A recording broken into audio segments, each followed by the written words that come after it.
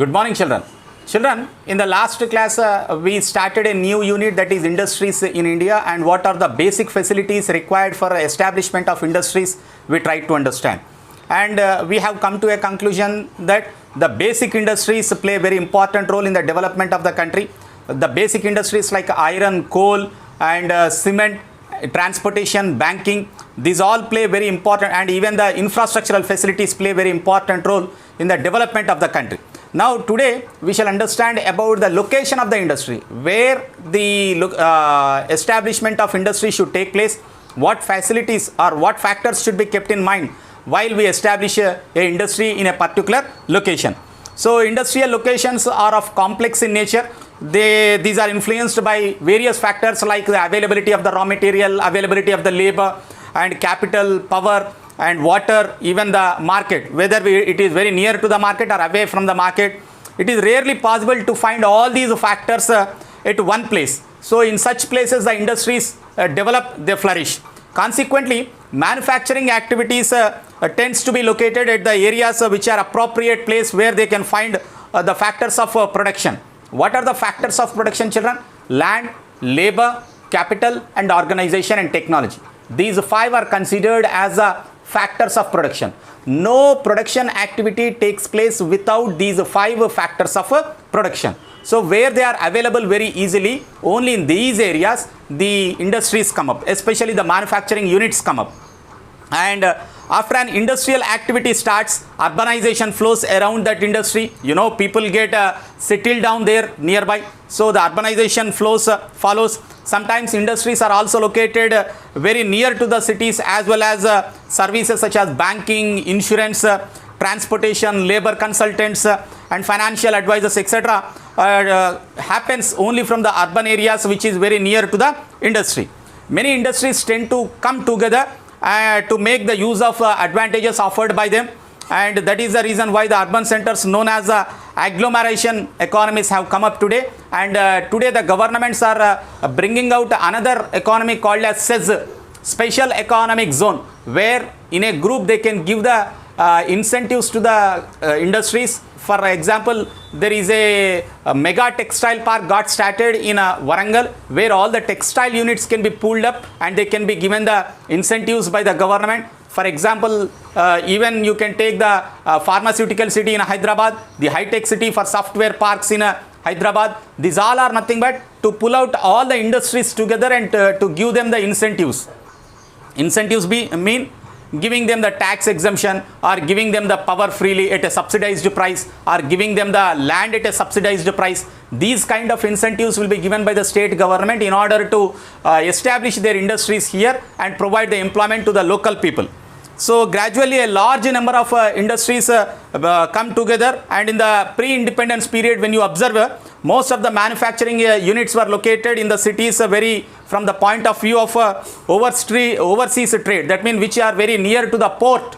Ship facilities are there. Only in those regions most of the industries got set up, whether it is Kolkata, Chennai, Mumbai, and even the cities very near to the coastal cities or coastal places got developed industrially.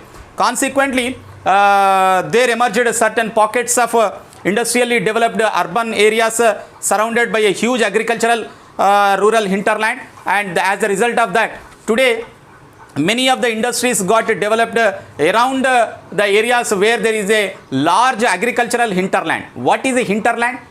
Hinterland means the area from where you get the raw materials. That is called as a hinterland. If that hinterland is very near to the location of the industry, then transportation costs can be reduced and the cost of the product also can come down, and you can increase the profit margin. That's the reason why most of the paper industries are located very near to the forest, because the pulp is available in the forest. That's the reason why they are located very near to it. Now let us learn about the classification of the industries. Generally, industries are classified based upon the raw material. So as the raw materials are classified, okay, if the raw materials comes from the agriculture, so those are called as agro based. If the raw materials are minerals, then it is called as mineral based. If the raw materials comes from the forest, then it is called as forest based. So we classified the industries as the agro-based industries, mineral-based industries, and the forest-based industries. Agro-based industries means, for example, textile industry, jute industry, sugar industry are considered as the agro-based industry. Mineral-based examples are like chemical industry, paints industry, and cement industry. These all are called as a mineral-based industry. Forest-based industry means the paper industry is a very good example for the forest-based industry.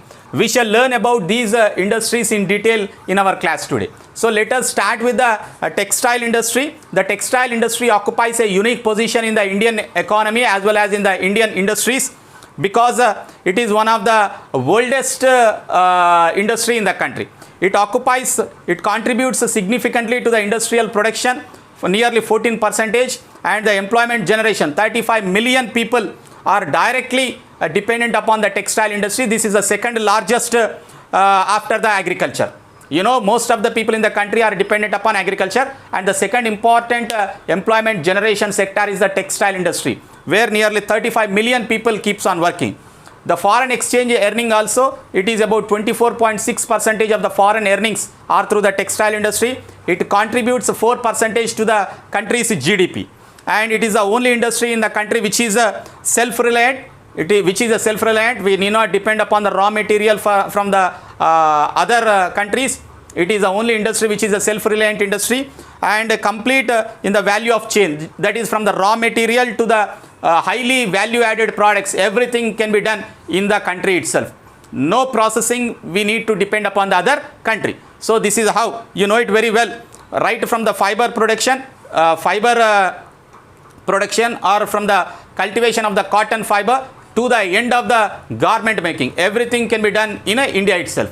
So there are different kinds of fiber. Cotton textile is one such. But apart from the cotton textile, the textile industry is further divided into cotton textile, jute textile, silk textile, synthetic textile. So there are different kinds of textile again. So coming to the cotton textile, this is one of the oldest textile industry in the country. Using the hand spinning machine and Gandhiji's charka, we used to make the yarn. You know, from the cotton we make the yarn, thread. From the thread we make the cloth, that is a garment. So it is one of the oldest industry weaving techniques in the country. And after the 18th century, when the power looms started entering into the India, when they came into use in India, our traditional industry suffered a setback because they were more qualitatively very good and they were very faster than the handmade.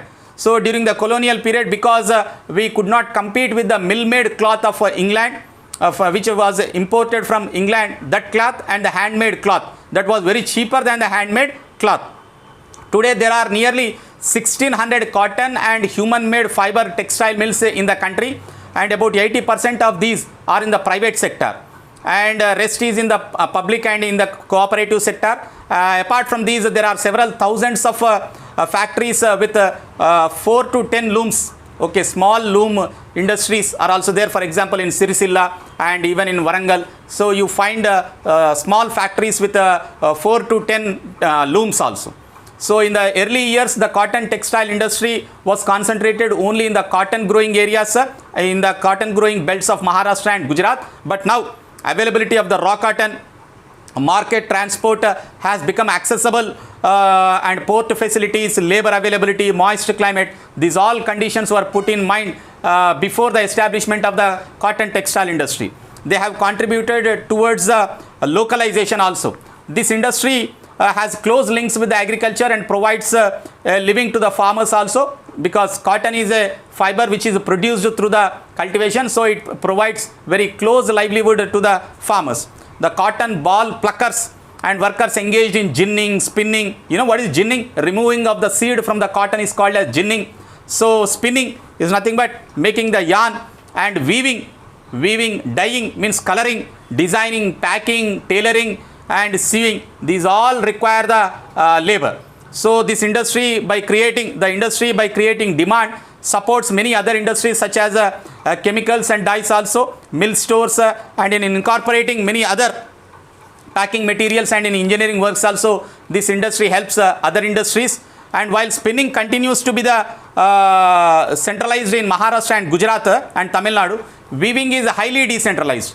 and you can provide scope for the incorporating traditional skills of designing of weaving in cotton, silk, zari and in embroidery. So India has a world class production in spinning, but weaving supplies a low quality of fabric as it cannot use much high quality yarn that is produced in the country. Weaving is done by the hand looms, power looms in the mills, and the hand spun khadi. The khadi which is available in the khadi stores provides a large scale employment to the people in the country and weavers in the homes, and this is also a cottage industry in the country, khadi. And India also exports yarn to Japan, and other importers of the cotton goods from India are USA, UK, Russia and East European countries, Nepal, Singapore, Sri Lanka and many other African countries also imports the Indian cotton goods. So let us see about the jute textile industry in the next class, children. Until then, take care. Thank you, children.